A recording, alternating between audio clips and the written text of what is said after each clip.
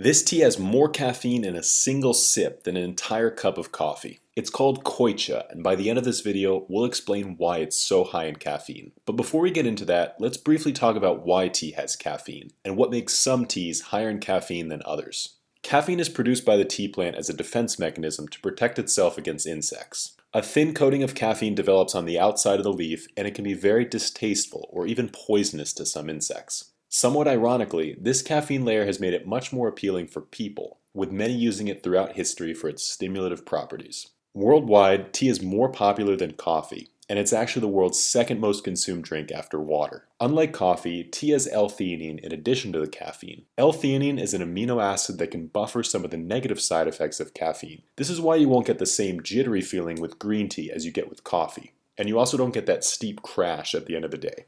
Instead, tea drinkers report having this long-lasting, calm alert sensation throughout the day, which is perfect for long periods of work and study. Even though you won't feel as much of a jolt from the caffeine, a lot of teas have just as much, if not more, caffeine than coffee. So why does this Koicha have so much caffeine? There are 5 basic factors that contribute to the amount of caffeine in a tea, and this one has all 5. Let's go through each one, and then we'll explain why Koicha is so high in caffeine. First, we have the shading of the tea plants. When the tea plants are exposed to sunlight, they will naturally produce catechins as a protection against the UV light. These actually produce a bitter flavor in the final tea, so if a farmer wants to produce a smoother and sweeter tea, he will cover the tea plants with a special type of netting before the harvest. As an additional side effect, the tea plant will actually produce more caffeine when it's under shade. The shading can be a stressful time for the tea plant, and it produces higher levels of caffeine to avoid being eaten by insects. This is why shaded teas like Koicha, which is shaded for 10 days or more prior to the harvest, are higher in caffeine than a typical unshaded sencha.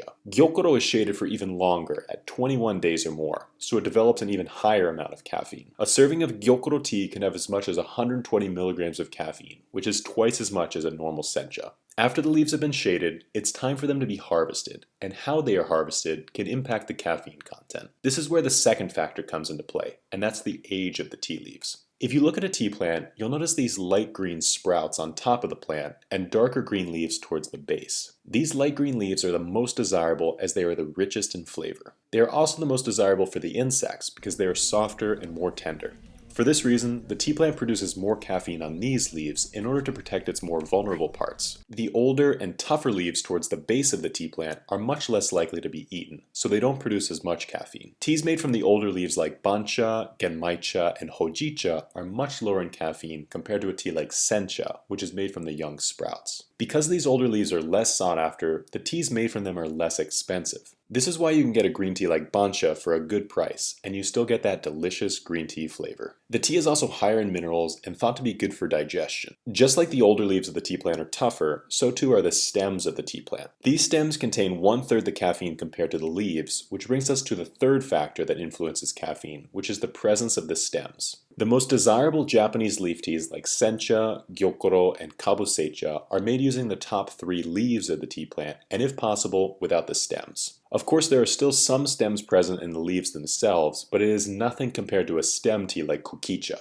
Koicha is made with both the stems and the leaves of the tea plant. Normally, these stems would be discarded, but the tea farmers thought a more economical approach would be to use the stems to create a new type of tea. Stem teas are appreciated all around the world for their light and floral flavors and low caffeine content. You can go for the typical Koicha tea, which is drier with more floral notes, or the Katagane, which is a specialty stem tea made from shaded tea plants. The Katagane will have more caffeine and a sweeter, more fruity flavor profile. So when we compare the levels of caffeine in different types of teas, we have stem teas on the lower end and leaf teas on the higher end. But there is actually one more level, and that is teas that have the stems removed entirely. This is true in the case of Tencha, a tea made using the same production process used to make Gyokuro. But instead of being rolled into these tight needle-shaped leaves, the stems are removed from the leaves and they are simply dried. This tea isn't intended to be brewed, but rather turned into matcha, which leads us to the next factor that influences caffeine, and that is the grinding. This grinding process really only applies to matcha, but it has a huge impact on the amount of caffeine in a tea. When you brew a tea, you aren't extracting everything from the tea leaf. There is quite a bit that remains inside, and that also includes caffeine. You may be able to extract a majority of the caffeine in the first brewing, but that doesn't mean that you extract all of it. Matcha is different because the leaves are ground into a fine powder in a large stone mill and then mixed directly into water. This means that you're getting everything inside the leaf all at once. For this reason, gram for gram, you get more caffeine from matcha than a high caffeine leaf tea like gyokuro. For this reason, gram for gram, you get more caffeine from matcha than a high caffeine leaf tea like gyokuro. With gyokuro, you get 120 milligrams of caffeine with 5 grams of leaves, but with premium matcha, you get 170 milligrams of caffeine for 5 grams of powder. This leads us to the final factor, which has to do with how the tea is prepared, and more importantly, the leaf to water ratio. When we talk about how to brew a tea, we generally talk about 3 factors: the leaf to water ratio, the brewing temperature, and the brewing time. You'll extract slightly more caffeine from the leaves if you use a hotter temperature water or a longer brewing time. But where you'll really notice a difference is when you start to play around with the leaf to water ratio. We typically recommend 5 grams of leaves and 150 milliliters of water for most of our Japanese green teas. But if you really want to use 10 grams of leaves and the same amount of water, you will start to get close to double the caffeine content for the same volume of tea. I'm sure by now you can see where we're going with this. The koicha we showed you earlier is actually a matcha prepared with an extremely high leaf to water ratio. It's used during special tea ceremonies, and in order to prepare it, you can use 4 grams of matcha and only 50 milliliters of water.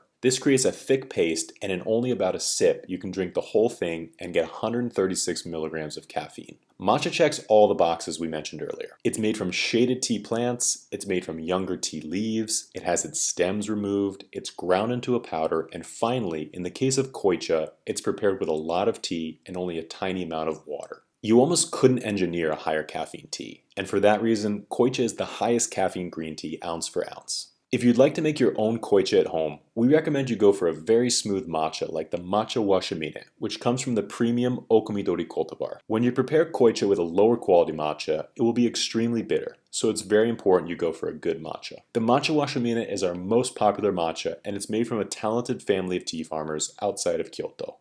After traveling around Japan for the past few years, we've met with dozens of farmers and sampled hundreds of different green teas. We ultimately decided on a small handful of our favorites, and we're so happy to share them with all of you, with free worldwide shipping. Try some out for yourself and let us know what you think. Thank you all so much for taking the time to watch this video. If you have any questions about matcha or green tea in general, please feel free to leave them in the comments below. Until then, we'll see you next time.